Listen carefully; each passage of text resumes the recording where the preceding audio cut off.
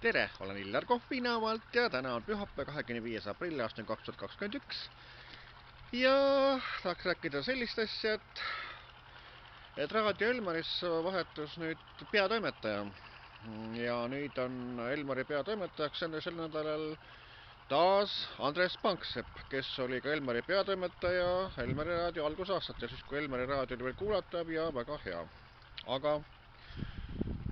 Aga nüüd ega vist eriti muutatusi ei tule, sellepärast et kõik on vanaviisi, sellepärast et 8 aastat ei ole Illar Kohvi tervitusi Elmari raadio edastanud.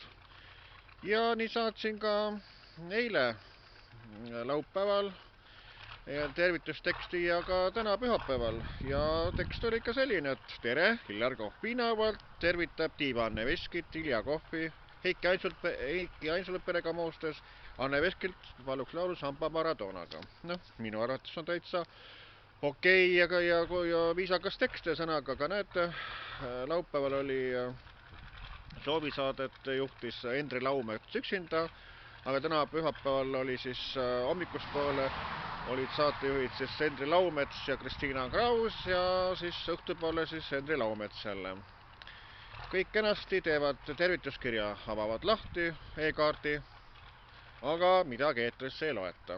Ja eks ma olen nüüd ja siis pöörduvad ka Andres Panksepa poole, siis saan kirja saatnud ja küsinud, et milles siis viga on, et kas siis selline tervitustekst siis ei kõlba eetrisse lugeda, et mis seal nagu siis viga on, et või on siis Elmari raadio toimetus ikka täiesti süüdimatu ja sõnaga. No süüdimatu selles mõttes, et sa saada neile nii kenaseid tekste kui tahes, aga nad lihtsalt ei loe. Kui Illar Kohvi nimi kuskil on, seda nad eetris ei loe. No see on süüdimatu tegevus, süüdimatu, nad on ju täitsa süüdimatud, kui niimoodi võtta.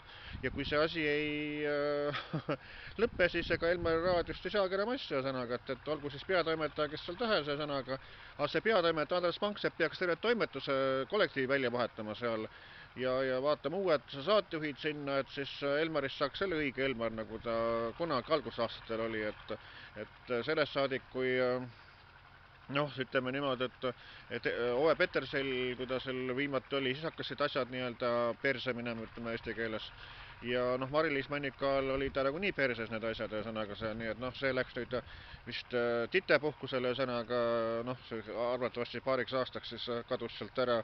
Ja aga kui see Andres Panksepp ei suuda ka mitte midagi ette võtta, siis on see Elmari ka omadega on süüdimatu ja perses. Nii ütlen mina Illar Kohvinamalt.